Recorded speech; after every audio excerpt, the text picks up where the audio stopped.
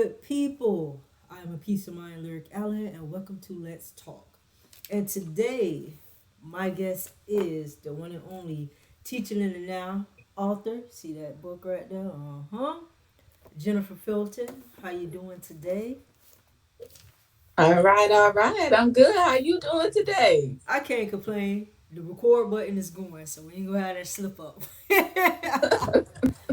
All right. So, before we dive into your book, because we're going to dive into the book. See, I got my little notes and everything.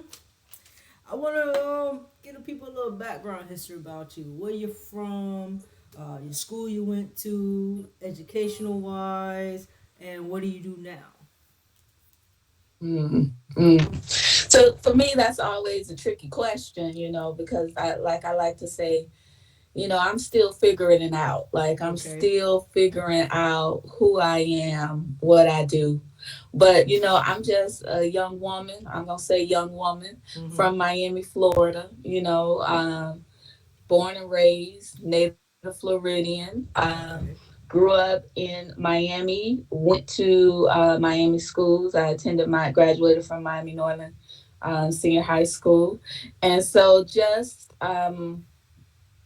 when I think about like who I am, I really do lean into the richness of the city of Miami, Okay. right? So when people think of Miami, it really is a city filled with rich cultures, people Yes. from, all types of backgrounds, several different languages, so much rich food. And just it is a place where so many cultures collide, right? Yeah. They come together and make an amazing city. And so I kind of look at myself the same way. Mm-hmm. I so many different cultures, experiences collide to kind of create me. They describe Miami as a melting pot. I describe myself similar. I'm mixed with so many different flavors. I even talk about it a little bit in the book, actually, Uh-huh. now that I think about or whether you want to refer to Miami as a tossed salad, Mm-hmm. where everybody kind of still retains their culture and their identity.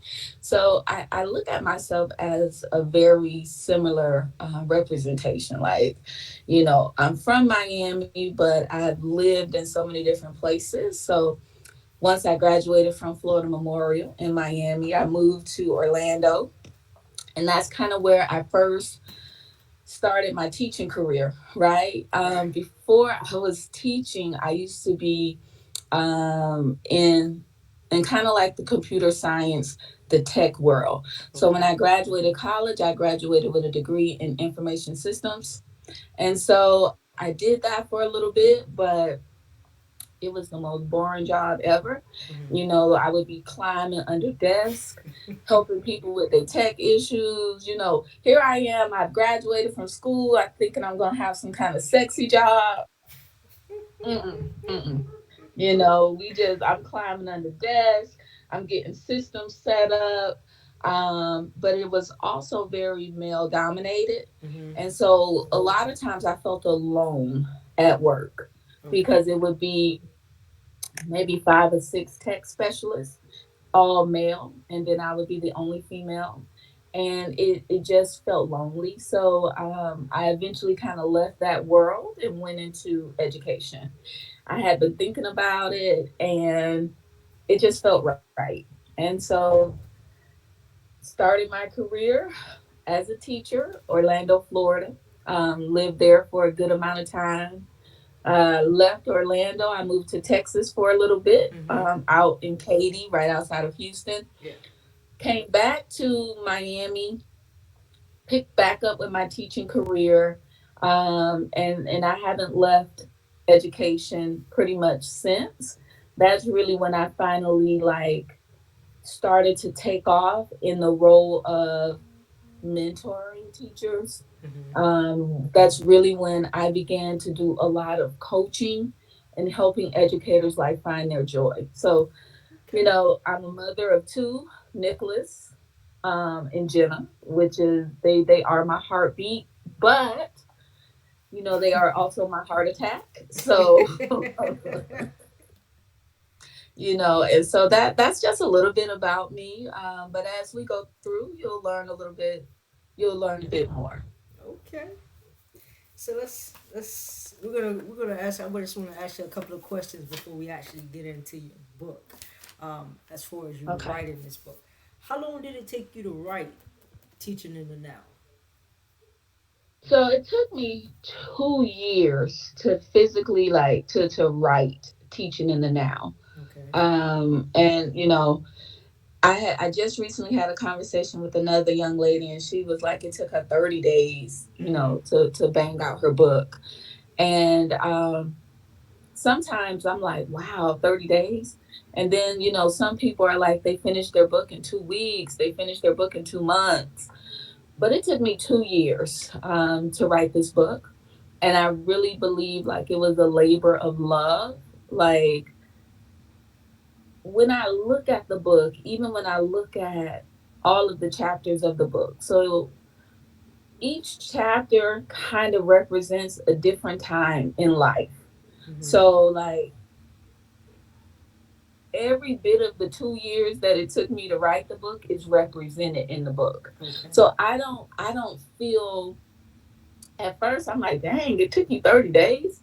But now that I reflect on it, I'm glad it took me 2 years because I think it added depth to the Mm-hmm. book. It made it a little bit more richer.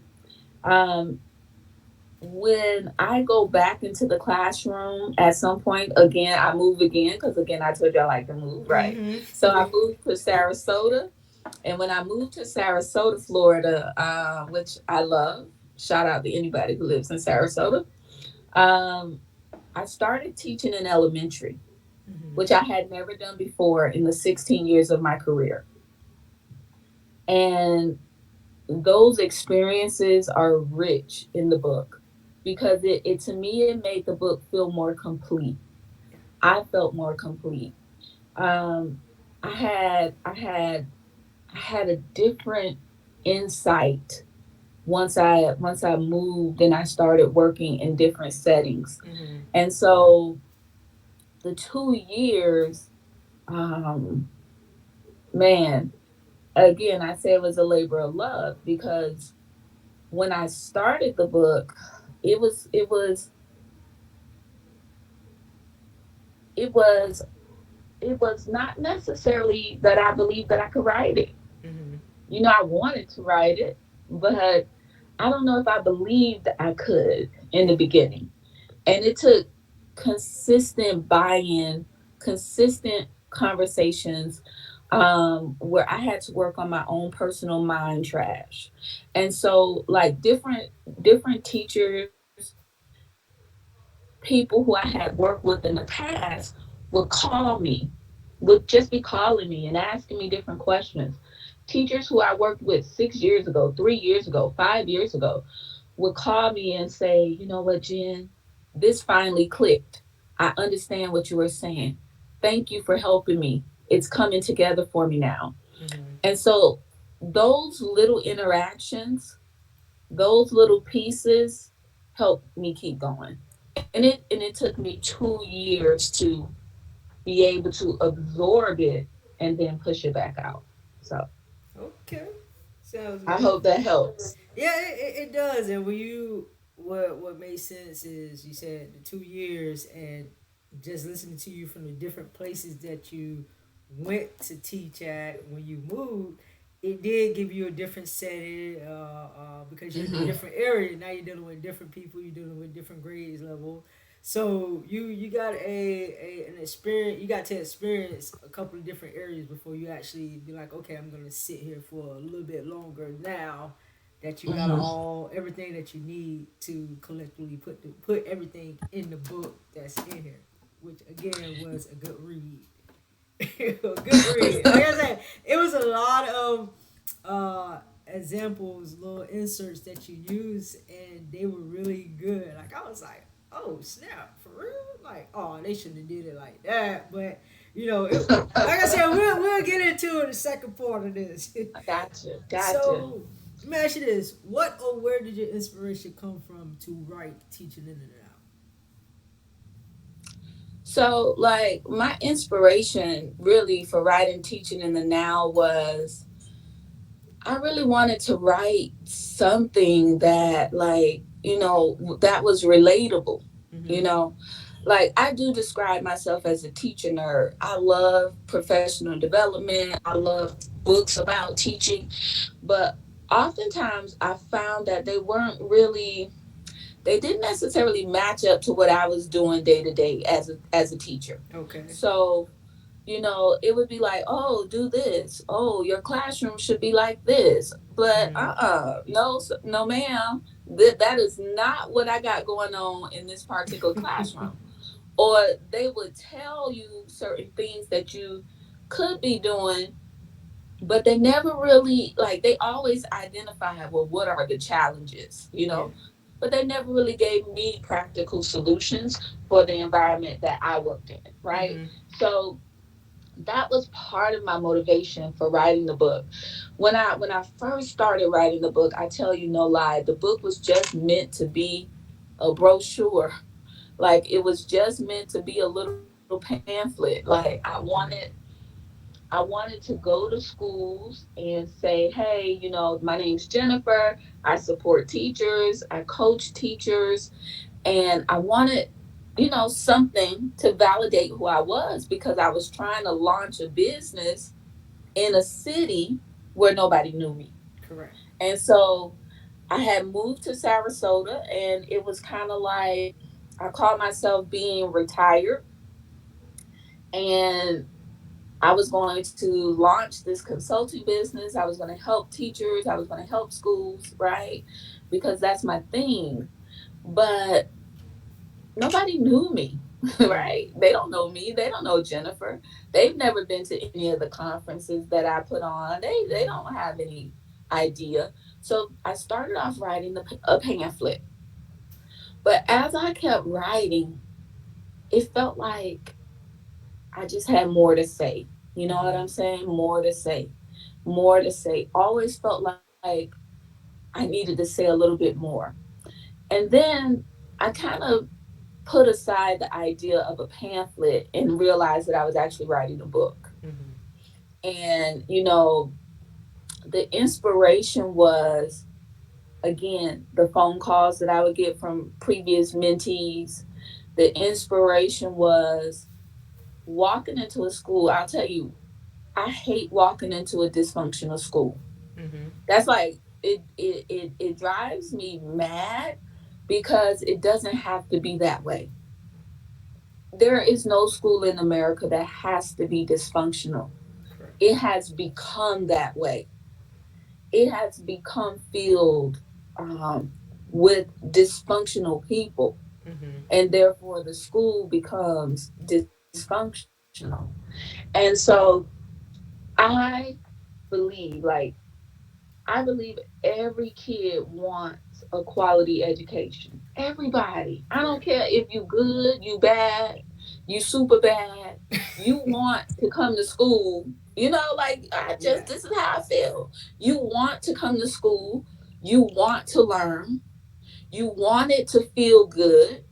Even if I'm bad, I Yes. still want this. you know and oftentimes I see where you have a mismatch of child and teacher. Mm-hmm. The relationship is just not suitable. But because of the way we do school, you force this child to be with a teacher who can't teach them. Not to say that the teacher can't teach. Yeah. The relationship between these two is not conducive for teaching.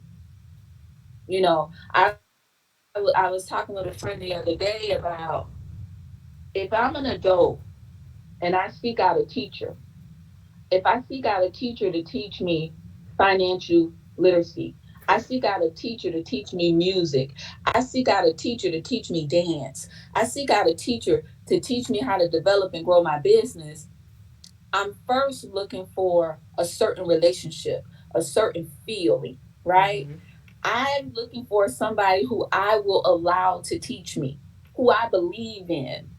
And sometimes that's just not always what happens when you put 20 kids in the classroom with this one particular adult. Correct. And when I'm seeking a teacher, I'm seeking someone who is a leader in that field. I'm not seeking somebody who who is saying that they're gonna teach me finances, but they ain't never made $1 in the stock market. Come on now. If I'm looking for somebody to teach me real estate investing, but you never bought and sold a property, Yeah. no, you're not gonna be my teacher, right? And so I wanted to put together something so that teachers can become the best version of themselves, because every student deserves that. Correct. If I'm seeking out somebody to teach me dance or piano, come on now. I need you to know how to dance very well, be a leader in your field. And so, but that's not what always happens in schools. That's true. And I felt like we needed to address this. We needed to address it. And so a teacher is one who teaches. A teacher is a natural leader, and we need something to help people find that and understand that teaching is greater than telling kids what to do. It's more than that. Okay. It is. I'll stop. You see how I Yeah, get this is that's it. Yeah, I tell you about people to this get teaching. into it. No, that's hey, you passionate about it. We can tell you passionate about it because the way you just flow in it and it just versus anything else. So we just know like when it comes to education, you'll be able to talk on it, to in great depth because Mm-hmm. you've been in that experience. You know, been around different educators, students. You know, reading your book, you have experienced a lot in the teaching arena. Oh yeah, yeah. Yeah. I can't wait to get to this because it's a Okay, couple of things I'm I gonna gotta ask stop you. talking. All right. So let me ask you this: how would you describe your writing style? Hmm. For me, writing, I try to just be authentically Jennifer, right? Mm-hmm. So as I was writing, again, I was suffering. Sometimes you suffer from that imposter syndrome. Mm-hmm. And as I was writing, you have to kind of decide, like, what kind of writer are you going to be? Are you going to be like a person who's like a super academician? You're using all these big words. You're quoting all these theories. Mm-hmm. I'm like, I haven't gotten a PhD, so am I coming at it from a research lens or what? So I chose to let my style be very conversational, just as if I'm talking to a friend. I'm talking to a fellow teacher in the teacher's lounge. Mm-hmm. I'm talking to somebody who I'm mentoring. I chose to keep it simple and conversational so that people could hear what I was saying. Mm-hmm. I didn't want you to be trying to figure out what I was saying. No, no, no, no. And I think I even used the phrase, let me be clear. Yeah. This is what I'm saying. And I want it to be simple enough that you can say, "Oh, okay." And I wanted it to have some moments where it caught you by the throat, Mm-hmm. because I didn't want to keep sugarcoating things. Let's stop, Yeah. let's stop this. And that was an interesting decision because in some cases, some people may be turned off from the way I said it. Mm-hmm. Some people may find what I say controversial. And I had to make a decision: do I want to be authentic in my voice, or do I want to sell books and appease everybody? I Mm-hmm. chose to be authentic with my voice and say what I wanted to say. And, it's very simple, very conversational. Yeah. And it's to the point. It tells you direct. It actually puts you like you right there when it's happening. Hmm. Just with the conversational Yeah. style that you presented to us. So let me ask you this: what did you find surprising while you were about writing this book? The like Like the biggest surprise was for me was really understanding who I am in this profession. You know, Mm-hmm. the biggest surprise was finding that so many of the issues that take place in the school system Mm-hmm. will always take place in the school system. It is a system, and a system, you know, the healthcare system, the penitentiary, the prison system, um, just any kind of system has its strengths and its weaknesses.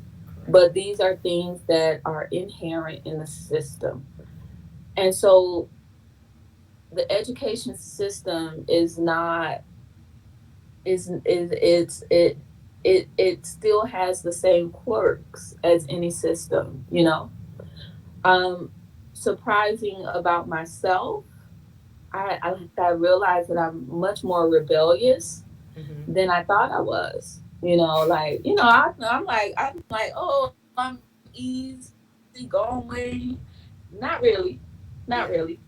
I'm a lot more rebellious in when it comes to what I expect and what I demand in the education system. Correct. Also, I just was shocked to find out how many people really really needed this book, right? So many people are like, man, Jen, you know, I was shocked at how well received it would be. Not to say that I was gonna write some trash, Yeah. but I was shocked to see how it impacted some people emotionally. Mm-hmm. Like, I originally thought that it would be a benefit for new teachers, Mm-hmm. but most of the teachers who are reaching out to me are veteran teachers. Mm.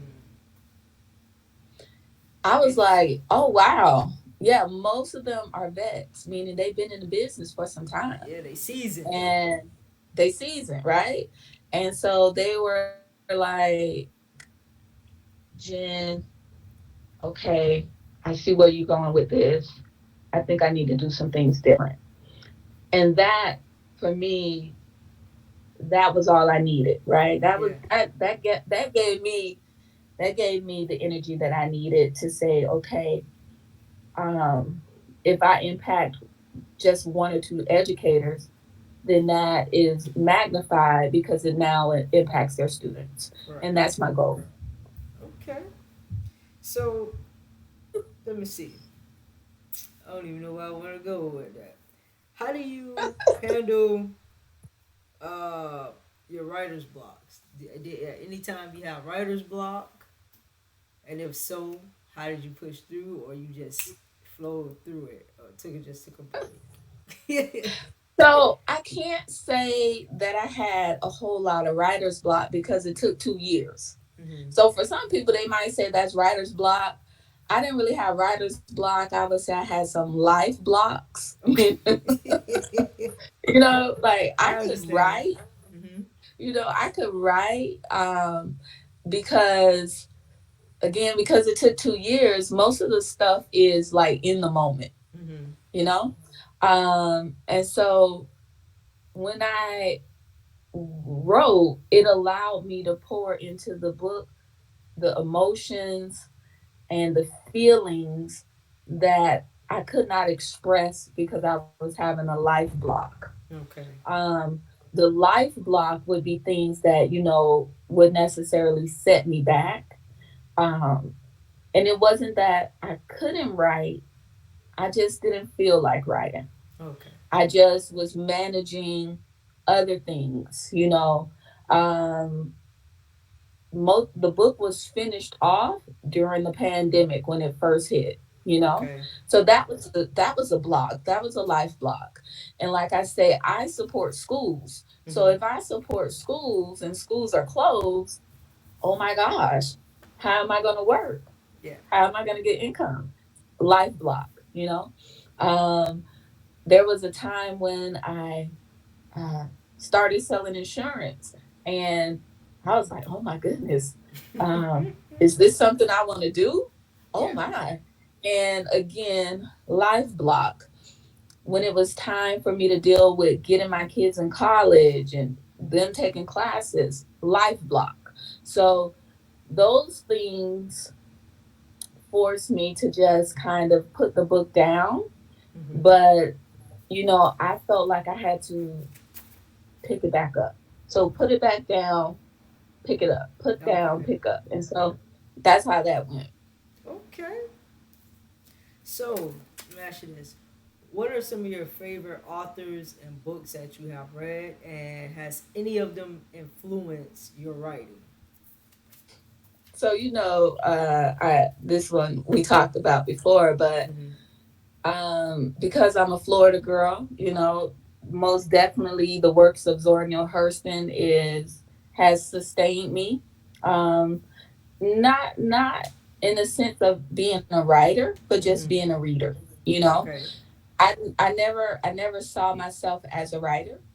Um, but reading Zora's works, and it just captured me because it was relevant to me. That's where I get that whole thing that things have to be relevant. Mm-hmm. We have to take the time. And so in 8th grade, I believe it was Miss Fields.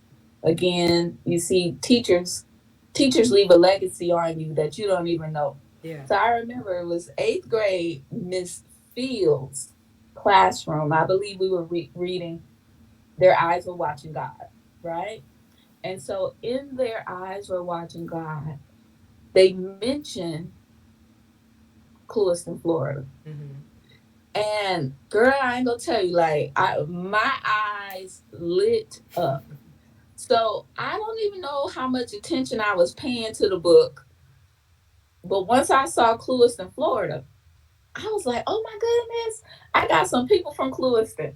Yeah. And I remember to this day, it was another boy in the classroom. His name was Marcus. Marcus was like, girl, me too. What's your people name? I was like, my people name this, and this. And from that moment, no lie, I fell in love with Zora's work. Okay.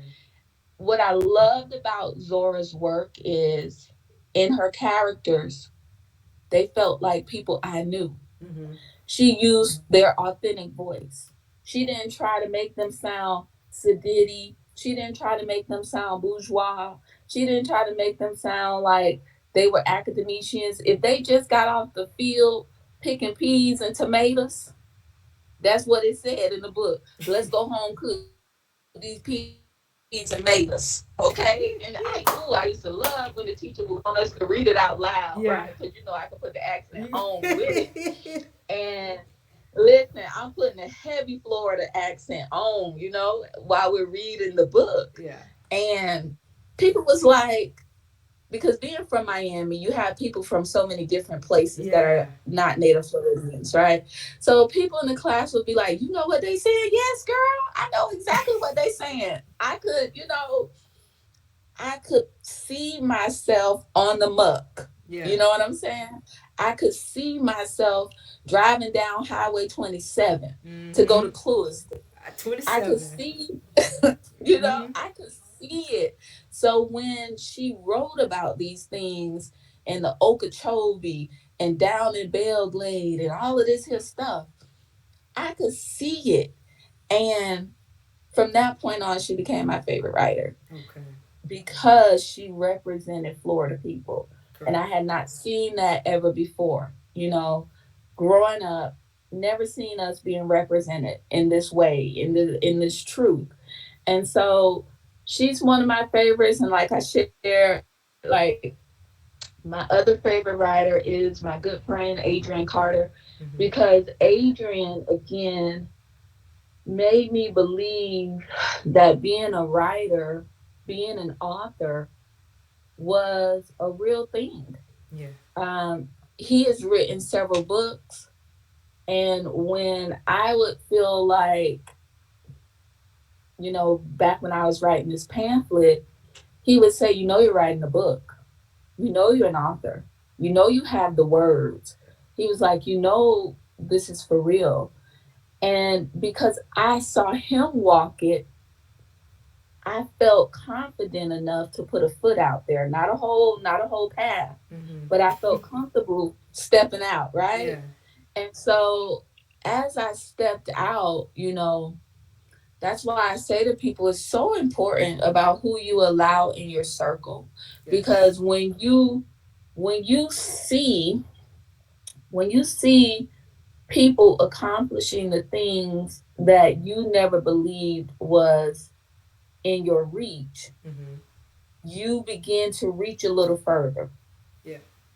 And that's how, he helped me believe that being a writer is accessible for me. I'm a little girl from the inner city of Miami, and I was always led to believe that teacher, doctor, lawyer, nurse, maybe firefighter, maybe policeman, um, teacher, doctor, lawyer, nurse. It never really extended beyond that. And to see someone walking the walk, it just made me feel like, okay, Jennifer, take the step, take the risk. Yeah. Nobody ever said that you could be a writer. Nobody ever said that you can be an author, but you see it in front of you. Mm-hmm. Take the risk, take the gamble. And so that's kind of how it worked out. I've been reading a lot of self-help books lately, like I'm Okay. reading Think and Grow Rich, like we talked about. Mm-hmm. And Think and Grow Rich is helping me work on my mindset. Okay. I'm Okay. reading The $1 Million Coach, Mm-hmm. and The $1 Million Coach again is helping me work on my mindset. I have to understand that I was raised with limitations. Correct. Not saying that I was raised badly, Yeah. just growing up in 1980s Miami as a young black girl coming out of a truly Miami Vice type of storyline, Mm-hmm. I was raised with so many limitations that I put on myself. Nobody put these limitations on me. I put them on myself. You know, Media may have reinforced them because every time you see outside of the Cosby show, every time you see blacks on TV, we had these very limited roles. Yeah. And I never really understood what, hey, there's some other things I could be doing out here. So I've been working on my mindset and really believing that I can get more, I can access more, and so Okay. that's kind of where I'm at. Hold on. I'm trying to hold on. I'm trying to pull up another book that I know you would like. You may already have it and just haven't had time to bust it open. Um, it's called The Wealth Choice by Dennis Kimbrough. They're also with the Yes. Napoleon Hill uh, organization or found organization publishing, right. That's actually a good book. Um, and man, like the stories in there, the one Mm-hmm. the my lady, what's her name, she was on a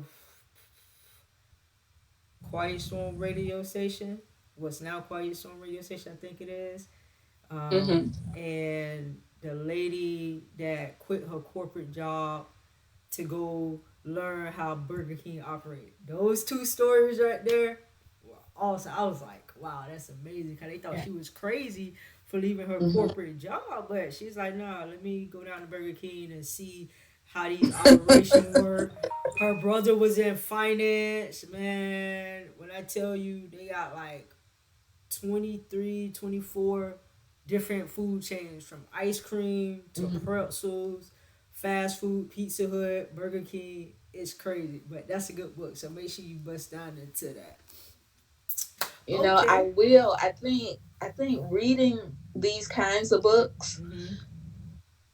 helps me to, like you say, just break it down and see what risks other people are taking. Like I finishing this book forced me to realize that I owe myself more. Yeah. I owe myself more. You said like what surprised me. What surprised me was how lazy I had been, how Mm-hmm. how unintentional, Mm-hmm. I had been with my future. And finishing the book helped me realize that there's so much more we can do, Yeah. so much more. But you got to take off your own limitations. Mm-hmm. And so those type of stories I love to hear now because they help you rewrite your own story. Yeah. They help you understand that there are other paths you can take. And so that's where I'm at. Okay. So I'm ready now. I'm ready for your questions now. I'm ready. I'm Okay. up. Oh, My coffee good. done kicked in. See, they're not to call me Kate there an Coffee done hour. kicked in. I'm ready. Okay, cool. So what we're gonna do? We're gonna take a break right now, and we're gonna return back so we can dive into teaching in and out. All right. Hey Queens, I'm Lakita, the branding specialist of the Lavish Branding Academy, where I help female wedding and event professionals build profitable and sustainable business brands. So you no longer have to stress about figuring out who your ideal target market is. And you don't have to stress about understanding your value and how to package your services. So if you haven't already done so, sign up for a Lavish Branding Kickstart call today, as I have some amazing strategies and tools that I would love to share with you to enhance your brand and take it to the next level. So get your mind right and take action, Queen. And welcome back again. Today we are here with the author of Teaching in the Now, Jennifer Felton. So we asked a series of questions in the beginning, about your process, the inspiration to write your book. Now I would like to dive into your book. Now before we dive in, just one question. You know, a lot of people have purchased this book. This is like the teacher's Bible, the teacher's guide. How does it make you feel when they hit you up and be like, "Hey, yo, this your book, like, I learned something. It helped me change some things about my teaching style and how I handle different situations in the classroom." Mm. It makes me feel, it just brings me joy. Mm-hmm. And I think that is the simplest description of the feeling, joy. Mm-hmm. Because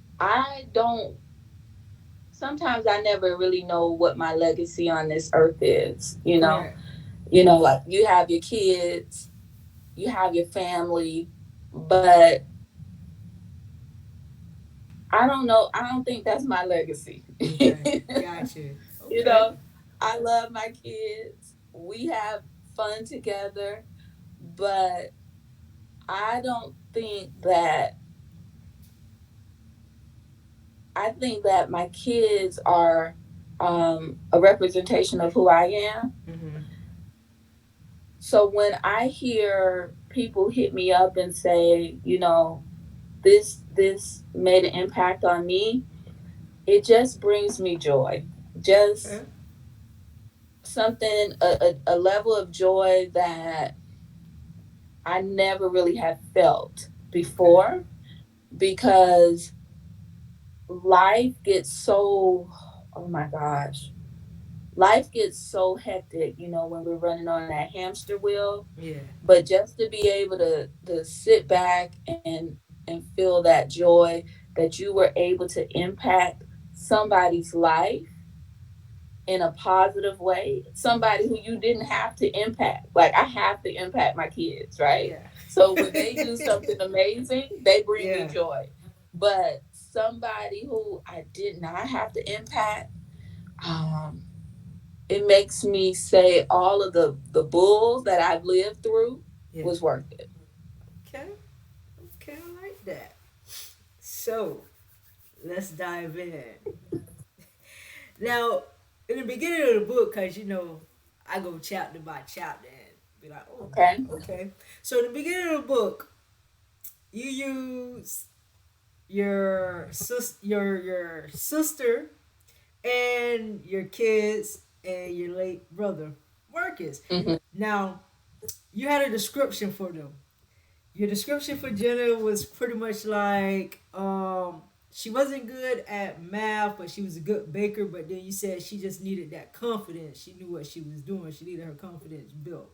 Yeah. With Nick, you said Nick shut down uh, if it's not necessary, if it's not pertaining to what he's supposed to be doing. He kind of like tunes out.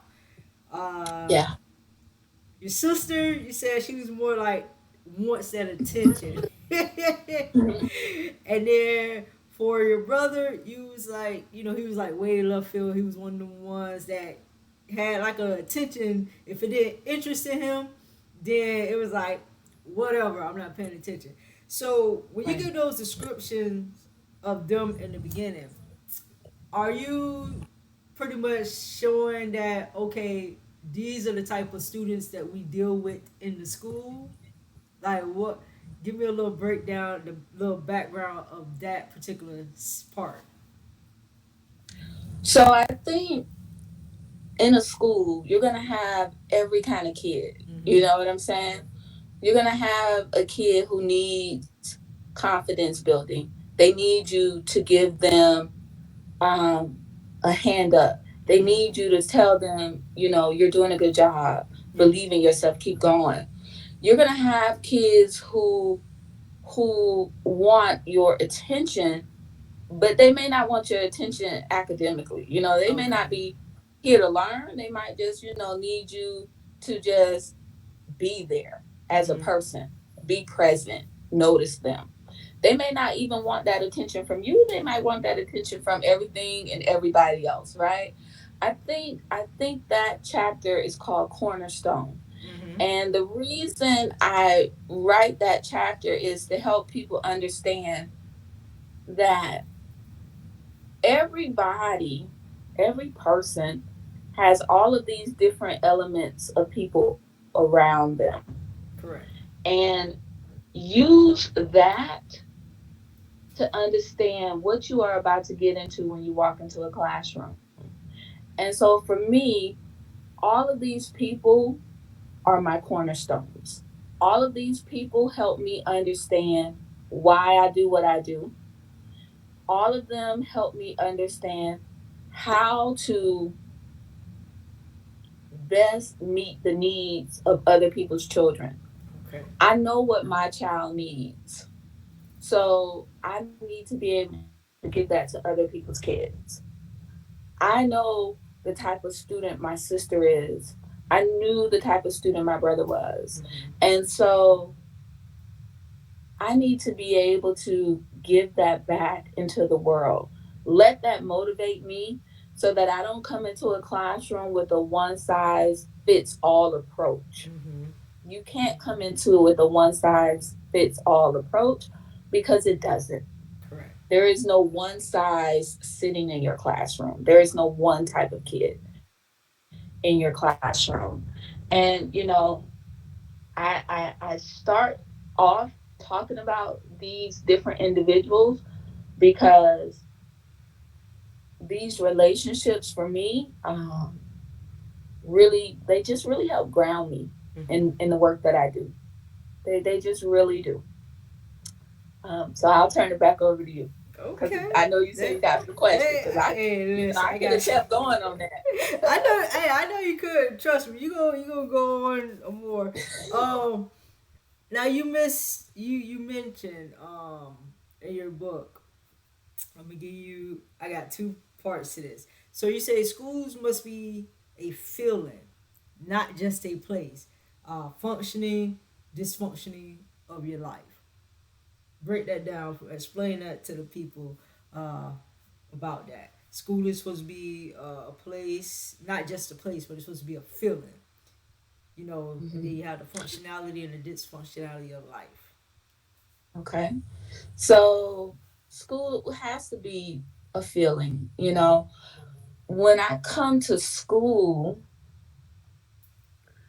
I want to come to I I'm trying to think. So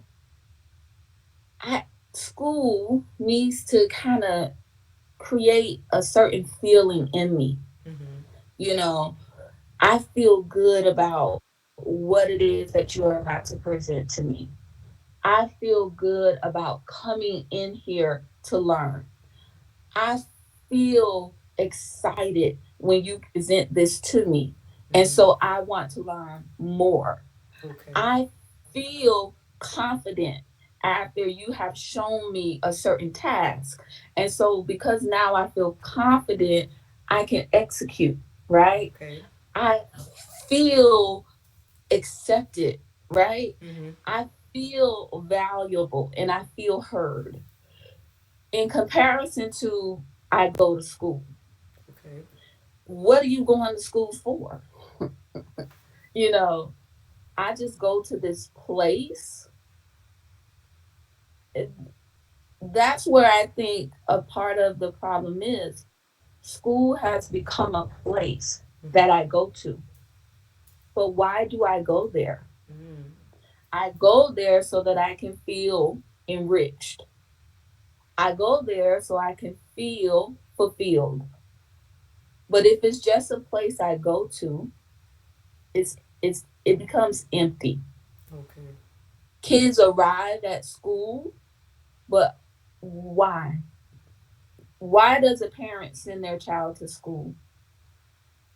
Mm. Why? Why do we send kids to school? They to learn to get an education. That's pretty much it. Throw books at them so they can learn stuff. I mean, that's hypothetically thinking. Cause you hear parents Right. say, "You in school to learn, not to make friends, not to sit there and be a class clown." So that's pretty much what they have instilled in their mind. You're in school to learn, to go learn, not give these teachers a hard time. You know. And so in that conversation, you're in school to learn. Learn what?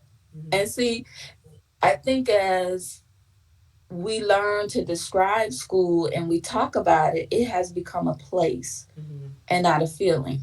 Yeah.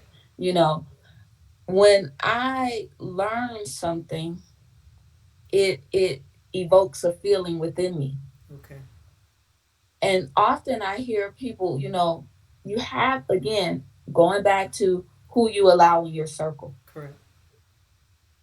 Start listening to how different people describe why they send their child to school. Mm-hmm. Some people truly send their child to school to become better. Some people send their children to school to learn to read. Some people send their children to school to become something. Some people send their kids to school because they got to go to work. Mm-hmm. And I put all of the Florida accent on Yeah. that phrase because they got to Gotta go go to to work. work.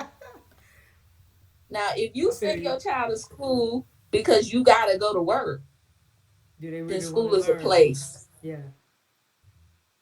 School is Babysitter. a place. It's a babysitting. It's not a feeling. Yeah. Okay, that makes sense. I'm not gonna say it's a babysitting because there ain't no babysitting going on Well, there. But if that is if that is your mentality, I'm yeah, sending you to school because I gotta go to work. yeah, What is the child receiving from that message? School can't just be a place that I send you because I gotta go to work. yeah. And the other part of your question was I say something about The functioning and dysfunctioning of life. So I think you answered it all into one. Yeah, answered it all into one. Okay. yeah, the function and dysfunction of my life, meaning I let the dysfunction that takes place in my life Mm-hmm. help drive how I walk into that building. Mm-hmm. You know, So you have a these things. oh, Go so ahead. pretty much like if you start off with a bad day that morning, you got an attitude going in, so you pretty much saying that when you walk into that classroom, they're gonna feel that energy. The energy is gonna be projected.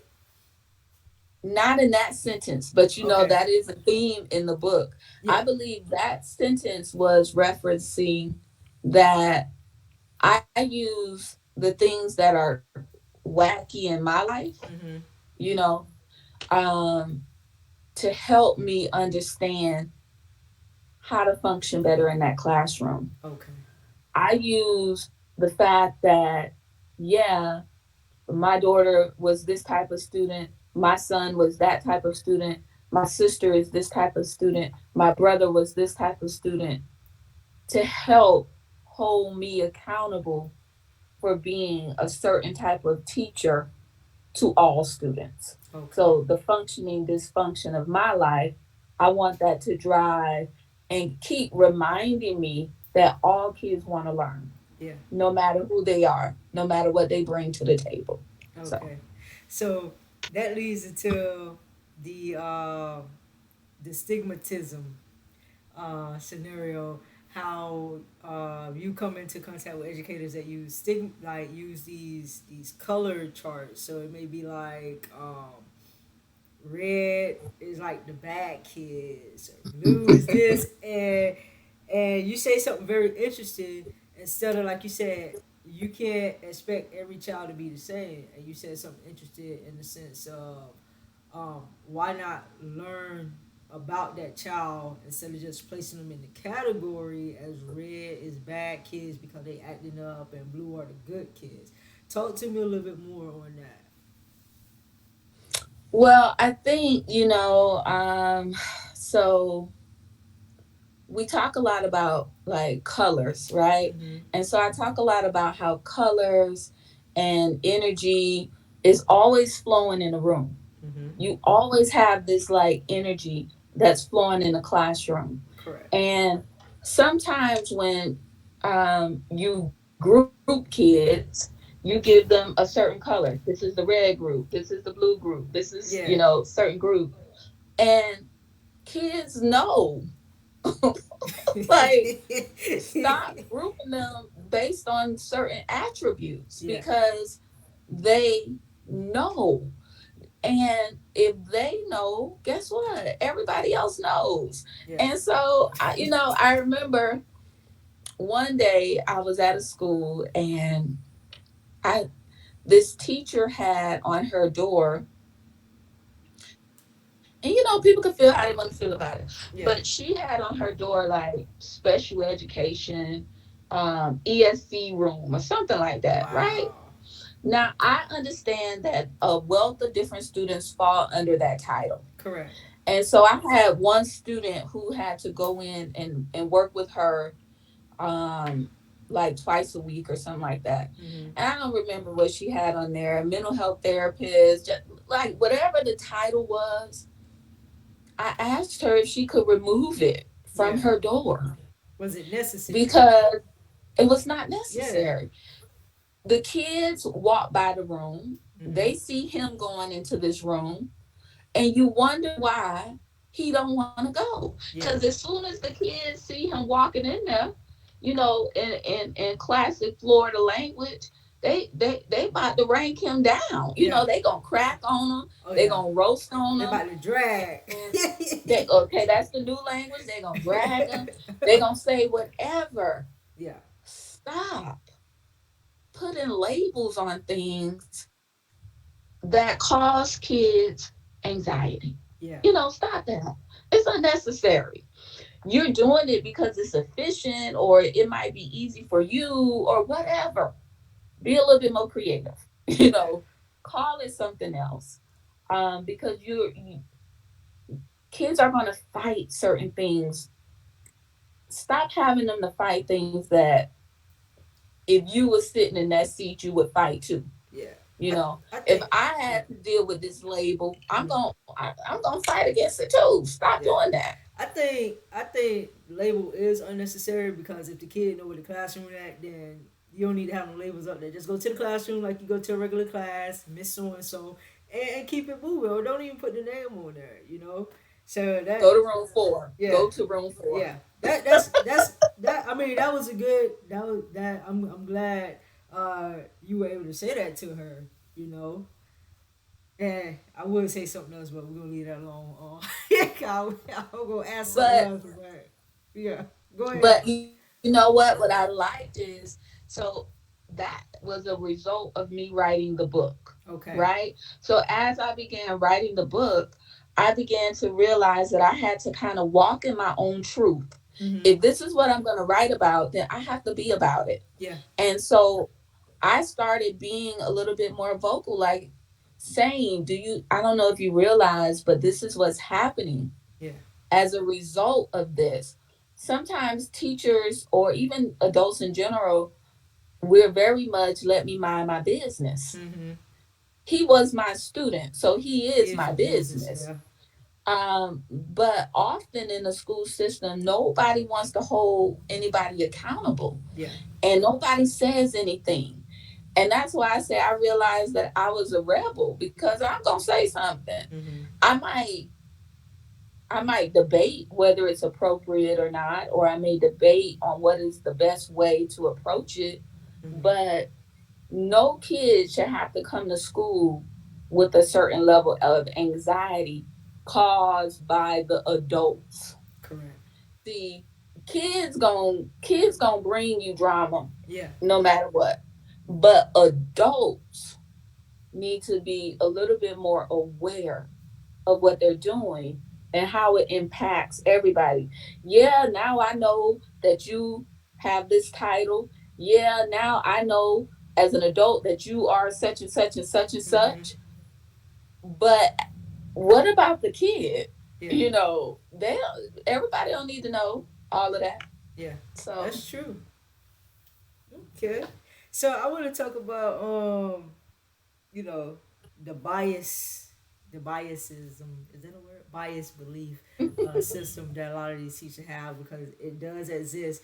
But before we get a little into that, I want to talk about the story that I was telling you about when we talked before about the melody, the student melody, how she was mute, and she didn't have the proper equipment, so she couldn't participate in like the little challenges that the teacher present. But then when she was provided with the proper equipment that will allow her to participate with her peers, and hmm the teacher did that contest, and being that when he graded everything, it was like it was a shocker that when he called the winner, it was her name. And when you wrote it, the expression that came from them was like, wow, how is this possible? She's mute. She can't talk. She's not like everybody else. And that energy, she felt that energy not only from the teacher, but from the teachers, but from her peers, because the teacher's energy rubbed off on the peers. So talk to me a little bit about the bias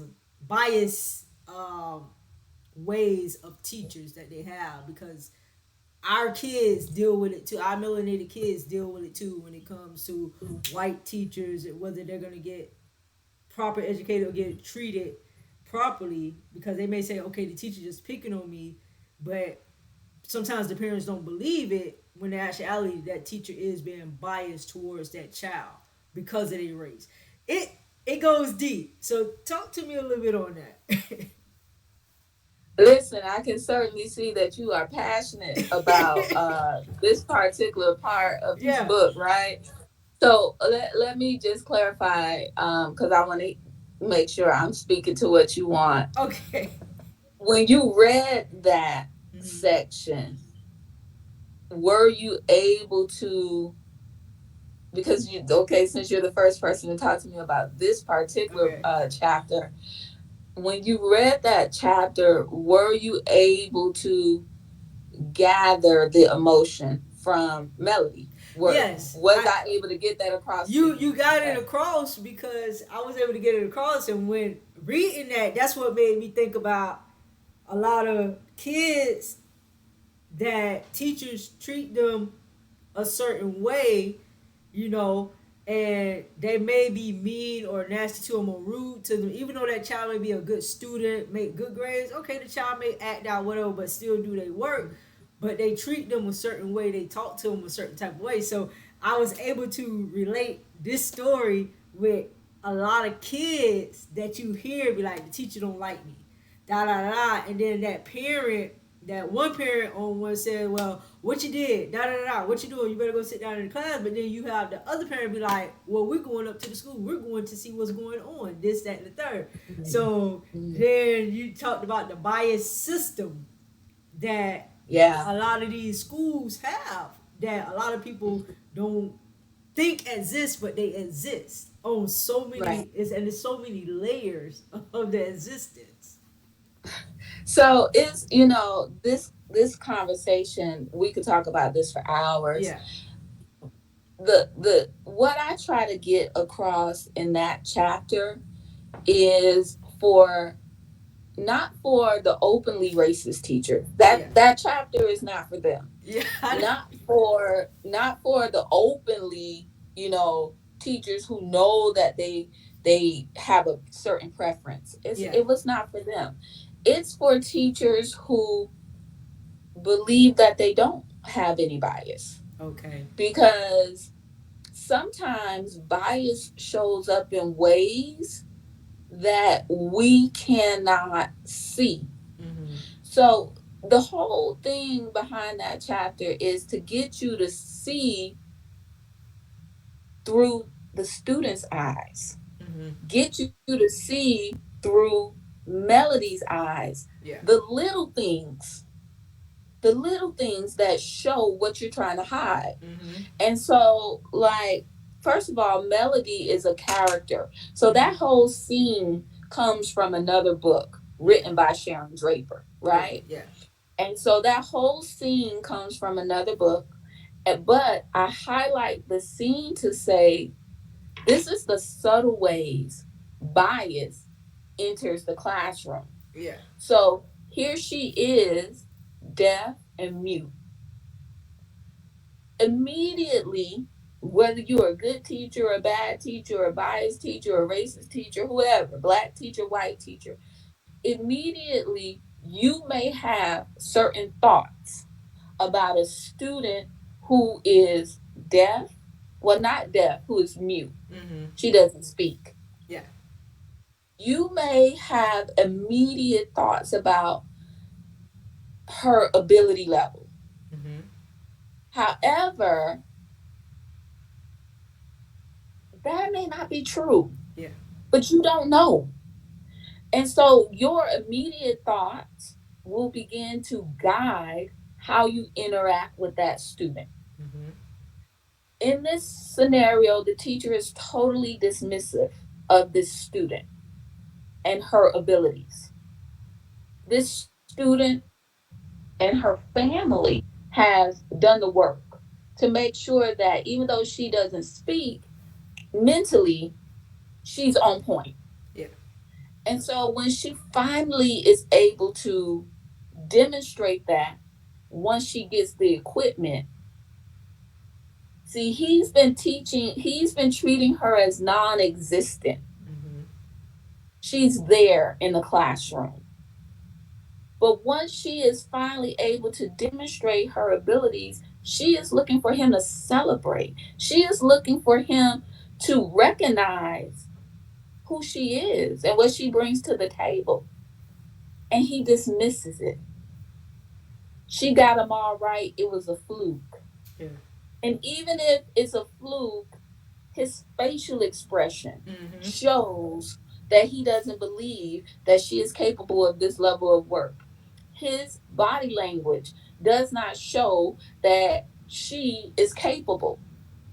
Now, his words never say she's not capable, but what she interprets does. Yeah. And so I write this chapter for educators to reflect on what is your words and your body language saying? Mm-hmm. Because your words and your body language is going to reflect what your heart is really feeling. Yeah. You can try to hide it, but your body language is gonna tell on you every single time. And so when it comes to whether or not there's bias in the school system, yes, it's a system. Yeah. People tend to treat people who look like them, sound like them, walk like them, they treat them better. than people who don't. Yeah. Was I biased in the system? Yes. Everybody is biased. If you don't recognize it, that's where there becomes a problem. And so this is not for people who know that they bias. No, no, no. This is Okay. for people who believe, that they are all cookies and cream, and they treat all kids the same because you don't. Yeah. Some kids you may not give negative energy to. I might not say, you know what, I'm gonna give lyric bad grades. I'm gonna give this student. I may not do that, but I might give some students more of a chance than I give others. Mm-hmm. I give them more opportunities than I give others, especially if I'm Mrs. Nice Teacher. And so I might be nice to everybody, Mm-hmm. but I might be really, really nice to Jenna because Jenna feels familiar. Mm-hmm. I might be really, really nice to Tommy because I think Tommy got something special. I might be really, really understanding with Michael because I know he has both of his parents and they're going to make sure that his grades are intact. Whereas I may not execute as much care Mm-hmm. with Juan because nobody's checking. So it's not about whether or not you're biased or not. It's about figuring out how the kids see what you're doing. Okay. Because the energy that you think you're giving off, it may not be what's really being given off. So to go back to your question, when a kid says, oh, they don't like me, sometimes the teacher may not be doing anything overt, Mm-hmm. right? But what the child might be seeing is a certain level of care with other Mm-hmm. kids that's different. Mm-hmm. They just may be more caring in Okay. another place. And I'm gonna leave it at that because we can Okay. go on and Now, on and on with yeah, that. yeah, you you broke it up. You broke it up for me though. But that's what I understood that part, but it just took me to everything else that comes along with it. Okay, I'm And just it's a lot. yeah, It's a lot that comes along with it. Um, but like I said, it's about reflection. mm-hmm. The kids can tell you Yeah. who they'll tell you, and oftentimes they're telling the truth. Okay. So let me scroll down because, like I said, I don't want to give all the book. Like I'm gonna go Okay. down. I'm gonna go down. Um, let me see. We're gonna what is it? All right. So I do want to talk about that right there. I like the little how do you call them? The little acronyms that you use. You use SMART, SMART. Setting healthy barriers is important. Touch a little Mhm. bit on that and a little bit on the hero syndrome. Mm,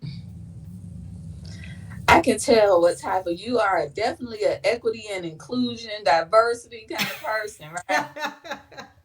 Yes. So I will go into the hero syndrome, Okay. right? So the hero syndrome is, something.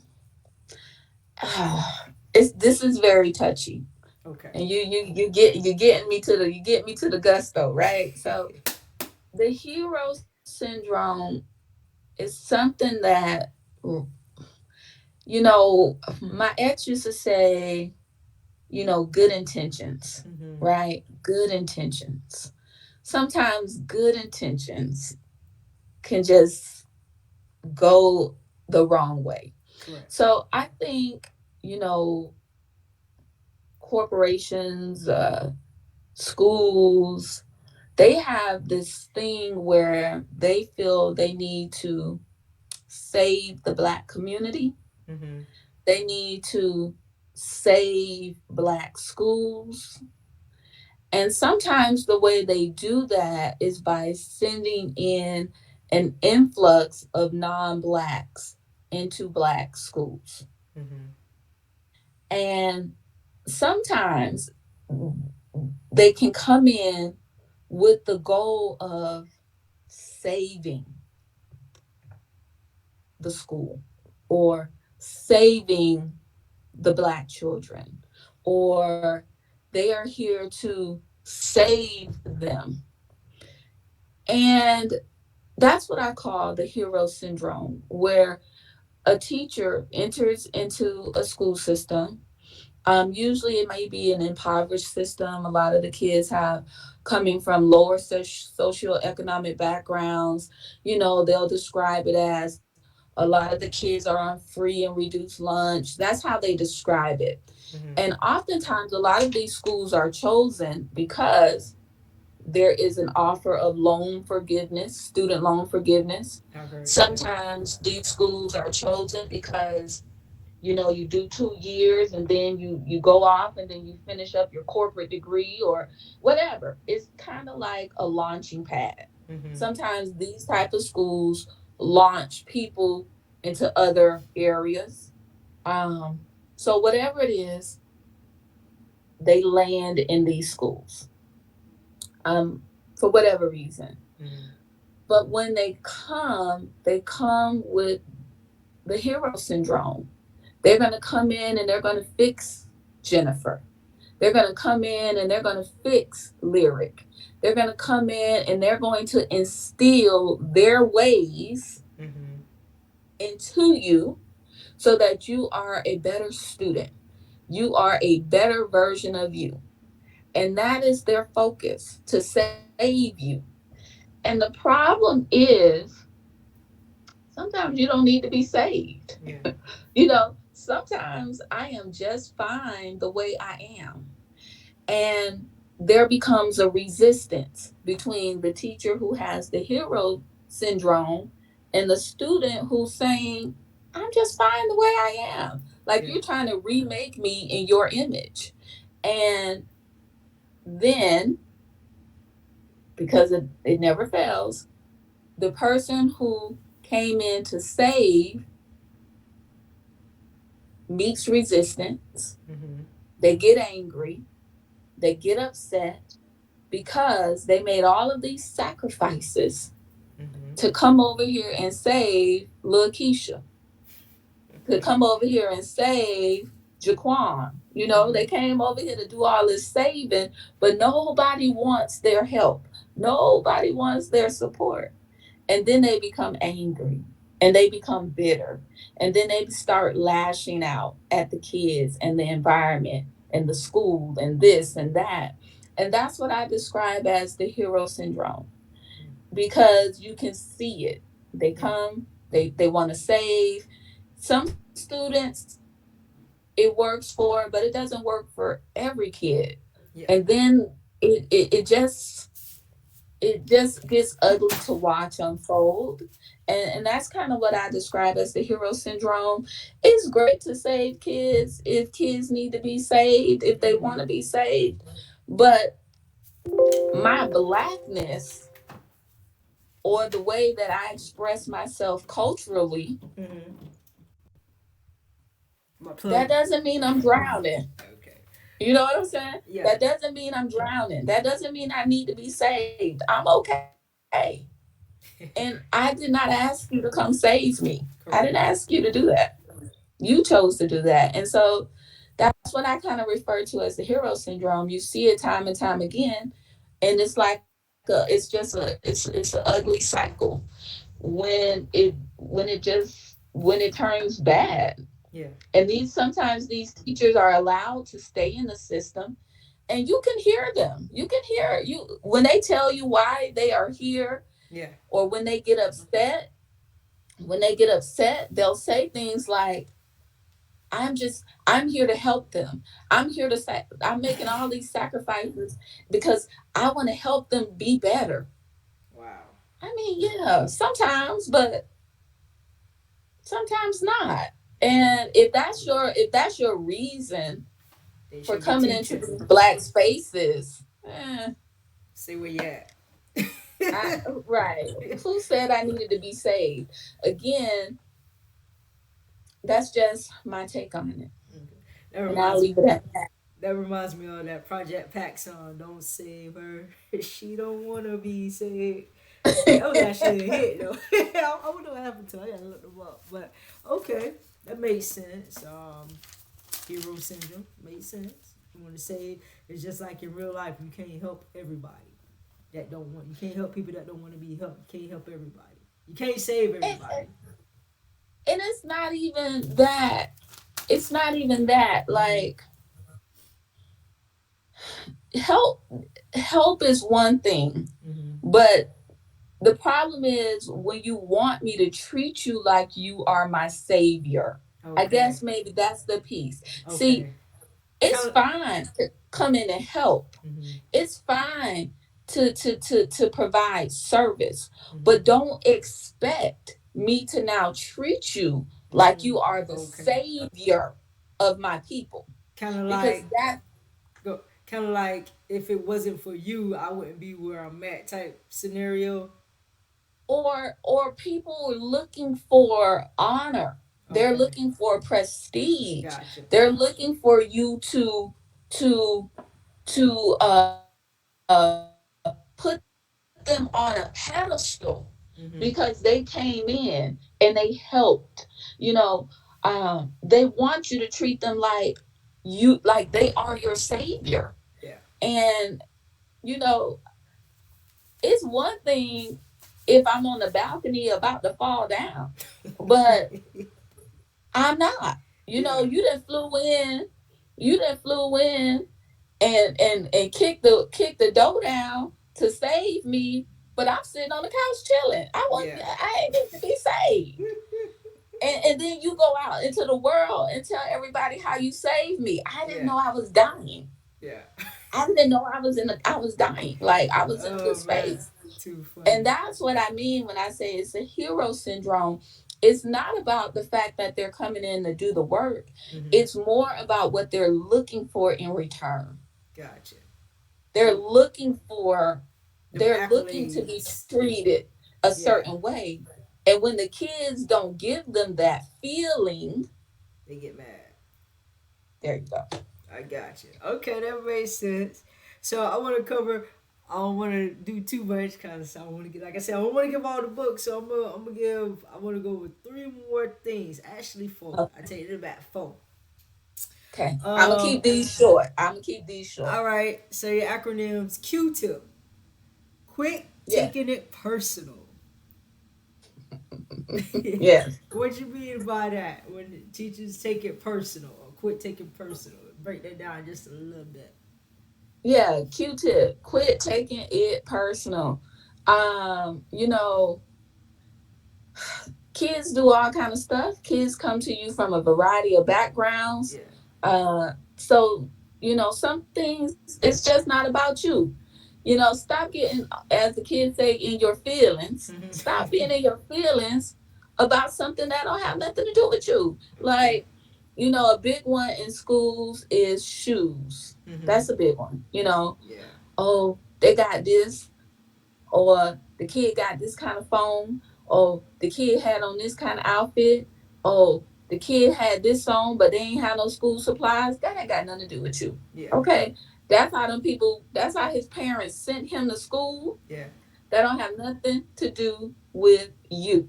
But people will get in their feelings about it. Mm-hmm. Oh, can you believe he had the nerve to ask me for a pencil, but he got a $500 phone? Okay, do you have a Wow. pencil or not? Are you gonna get this man a pencil or not? Yeah. I mean, that's what If the you gonna school give it to him, give it to him. they If you provide not, supplies, then right? don't. Don't they supposed to have extra supplies just in case kids don't have supplies? No. No. Who's Oh. supposed to have Oh. extra? Okay. No, I you're guess. not I guess supposed that's. to. I guess that's for the students that bring in when they have that material list, that supply list, and they bring it in. That's when the teacher. So if they bring the supplies in, the teacher should automatically give them a pencil. They ask for a pencil, pretty much. If they bring supplies in. The problem is a lot of times nobody really brings in supplies Oh. in certain communities, Yeah. or you have limited supplies, or come November, it ain't no more supplies. You Yeah. giving out 30 pencils a day, and if if nobody is bringing in the supplies, Yeah. sometimes you as the educator have to fund that yourself. Okay. And that's where teachers are getting a little like, Right. they're tired of spending their own money. So Mm-hmm. I get it. You are out here spending money to supply kids with supplies, and he got a $700 iPhone, but he doesn't have a 10-cent pencil, Yeah. right? And so sometimes we get in our feelings about it. Stop, because it's taking energy from you that you don't have. Yeah. I used to be that person.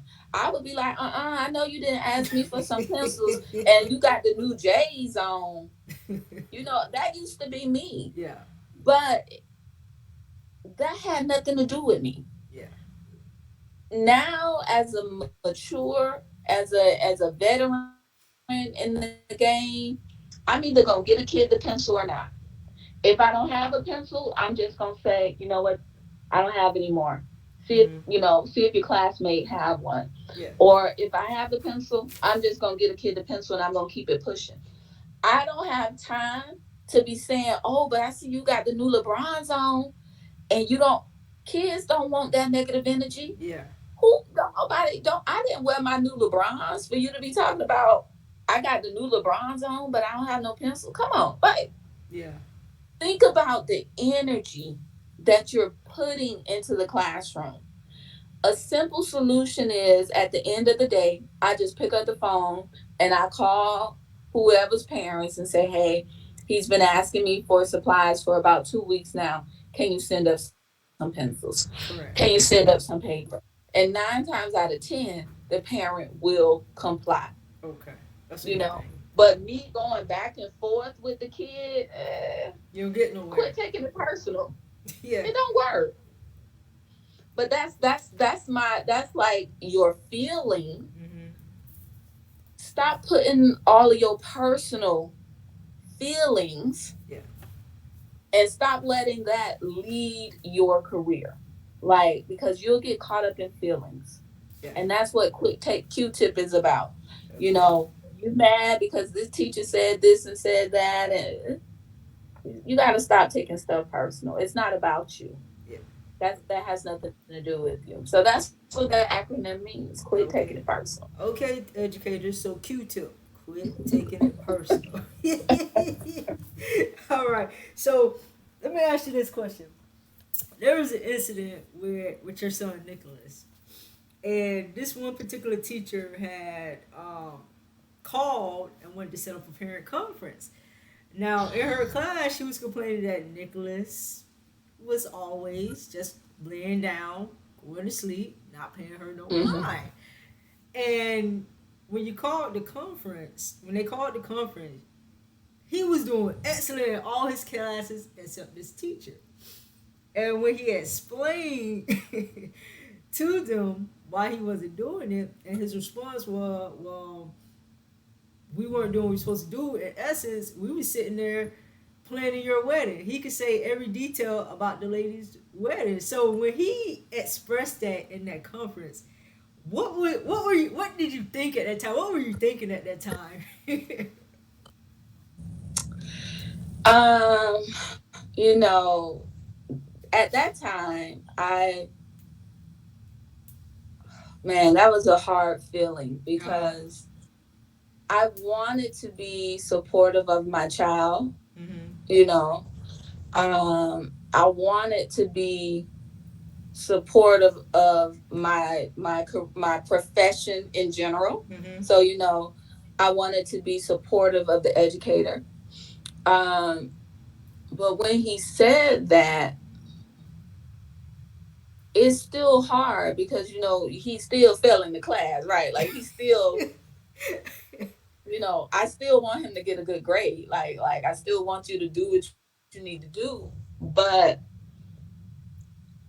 it opened my eyes to being relevant and being Mm-hmm. intentional. Yeah. You know, it's unfair. It's unfair. This man, he ain't come to school for all of that. Mm-hmm. Like, And you know. that's what I mean. He should have just got an A and attendance A for just being able to recite everything she was doing for her wedding. Mm-mm. No, he didn't come to school for that, but it was still wrong for Mm-hmm. him to sleep in her room. And when he said it, I really didn't have anything else to say. I think at that point, Mm-hmm. I just wanted to conclude the conference. And I think I had an understanding of what the issue was, Okay. because most kids don't express.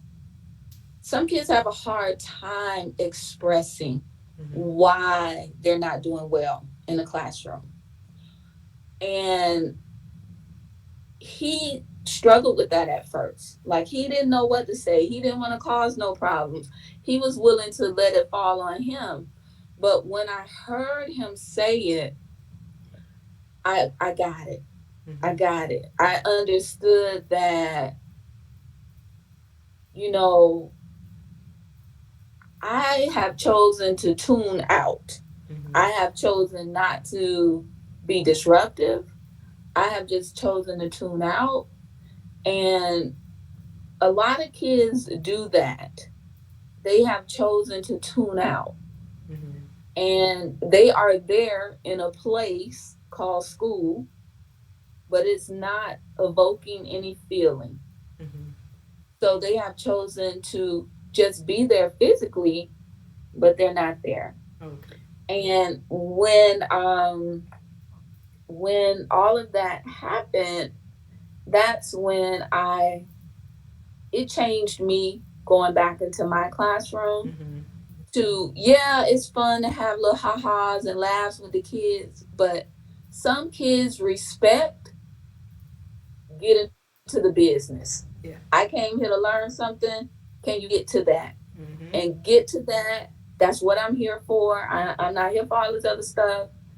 Can you get me to what I'm trying to be here for? And that's when I learned, for some kids, that's all they respect. Yeah. You come to school to teach. They come to school to learn. And if that dynamic is not taking place, some kids lose their respect for the whole system. Mm-hmm. Because that's what I came here for. I'm not here for nothing else. Yeah. Or you could have Like been you said, the home. parents said you went. I'm sending you here to learn, but I ain't learning Yeah. nothing. So what you sending me here for? That's true. And so I that's probably where I kind of get that school needs to be a feeling and not a place. Okay. You know, um, he wanted to learn. He was open to learning, Yeah. but that was what she was teaching was not what he was there for. Yeah. And so it made me learn to respect student voice. Yeah. So that's just that's Okay. me. Okay. I got two more things. You sure? Yeah, yeah, Okay. yeah. Two more things. Cause we over our marker.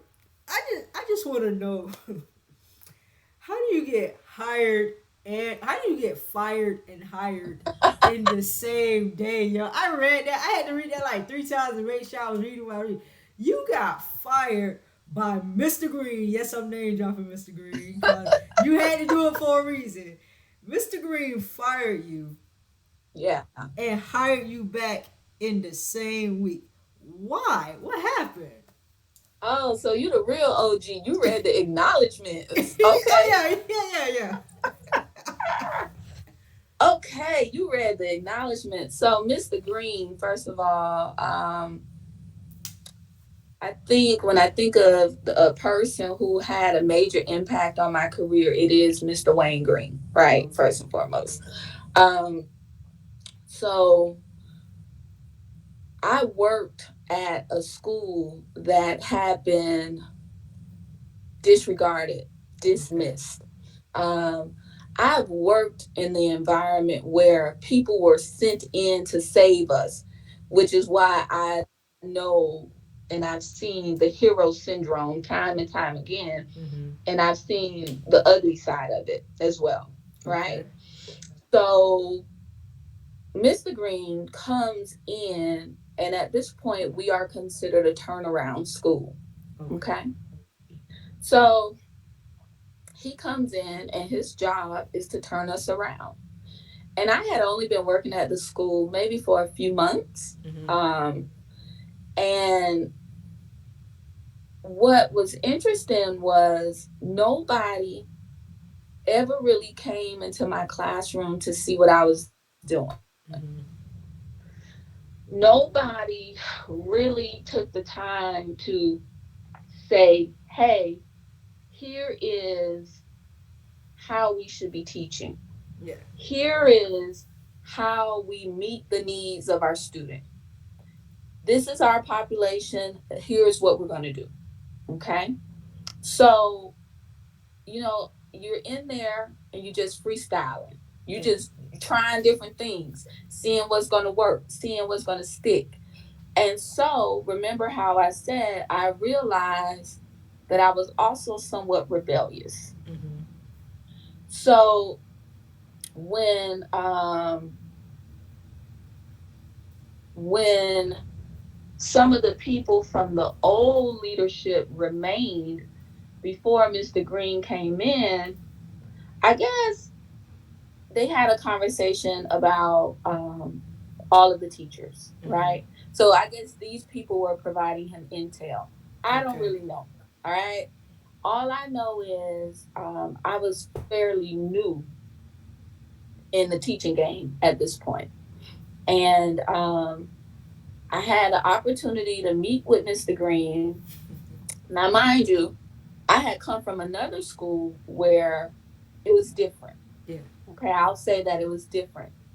There was support systems in place. There were different things that were happening, and the problem with failing schools is usually the people who they have leading them have only worked at failing schools. So I'm Mm-hmm. gonna leave that little bit of tips for Okay. those of you who know what I'm talking about. How do you know how to lead a successful school if you've never worked at one? So there were times that I would be kind of vocal because I had worked at a successful school. Mm-hmm. Okay, you following what I'm saying? Yeah. So so sometimes I might say things that some of the other people may or may have not been in agreement with. I don't know. Yeah. But I could not stand to see kids from my community being treated less than Yeah. and not being given the opportunity. So Mr. Green enters, we have a conversation, and he was talking to me. I felt like he was coming at me a little sideways because he never met me. Yeah. And he was very direct, Yeah. but it felt like he had heard some things. And I was like, okay. So he basically was like, he gave me a little letter, and it was like my termination letter. Mm. And I was like, oh, okay, you ain't saying nothing. Mm-hmm. Because I knew I had the credentials to go to Yeah. another school. So he gave me the letter, and basically it's called a non-renewal letter. Okay. So we were already towards the end of the school year. And so he gave me the non-renewal letter. He was like, this is what you want, isn't it? Because to work here, you're going to have to do this and put in this kind of effort. So now, mind you, he didn't gave me the non-renewal letter. So now all of Miami gonna come out, and I'm gonna say what I got to say. If you, I'm gonna say what I got to say. Now Yeah. you okay? You say okay, fine then. So I said whatever I had to say. I basically was like wishing him luck because I think I might have said something like, "You don't have it right now. You don't even have the people in place to support the teachers who want to do well for these kids.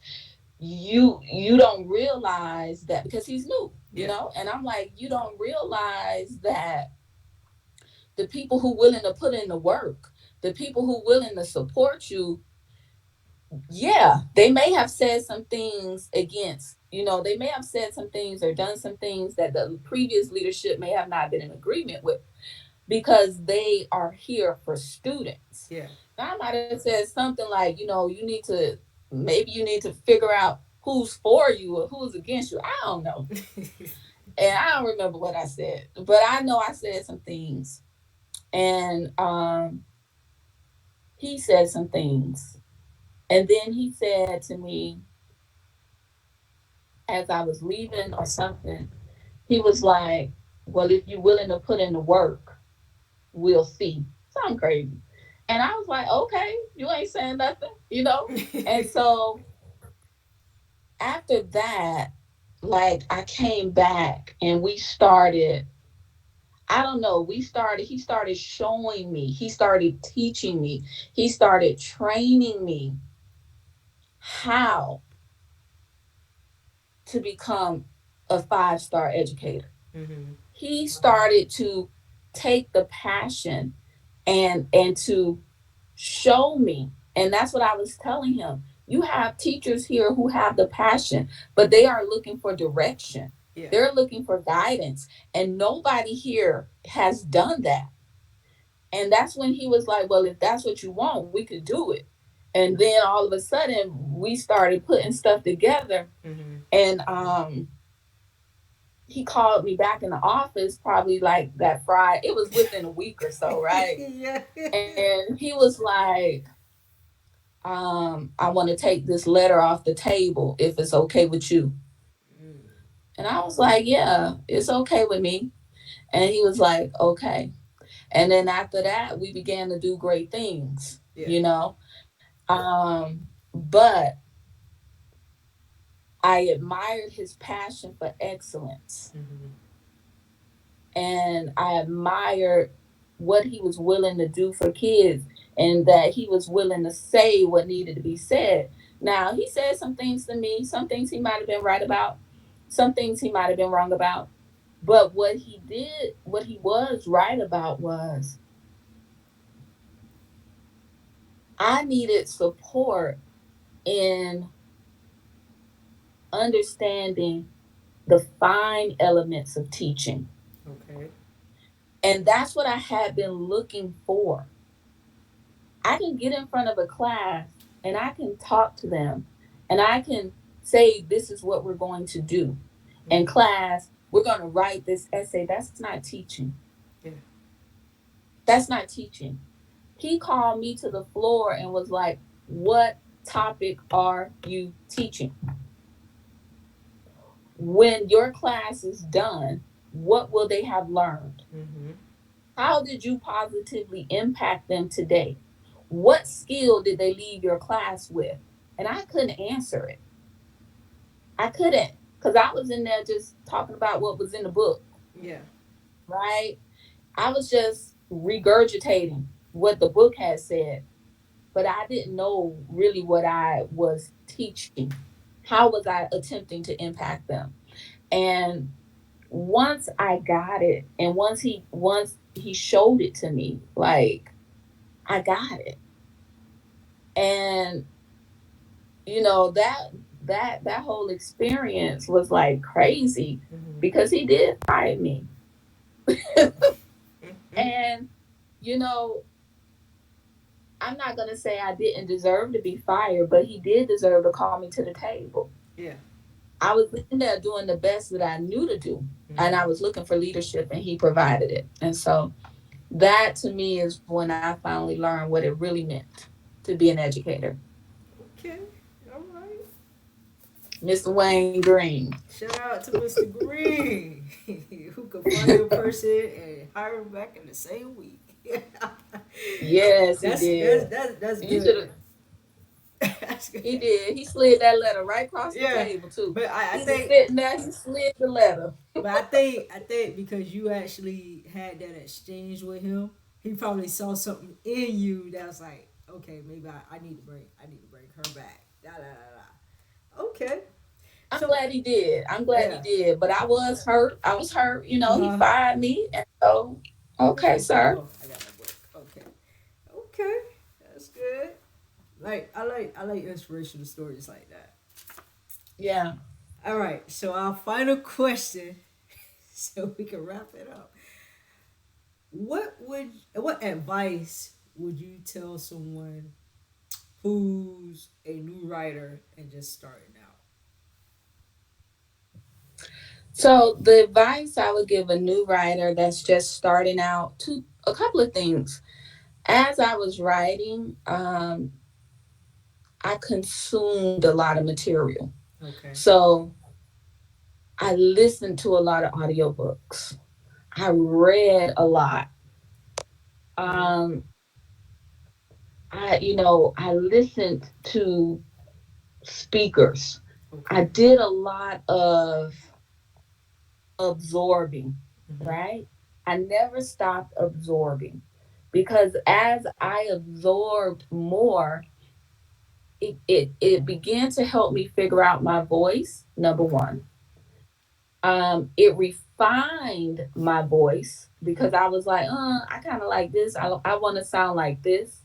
Okay. But what it also did was, I'll be honest, it gave me confidence.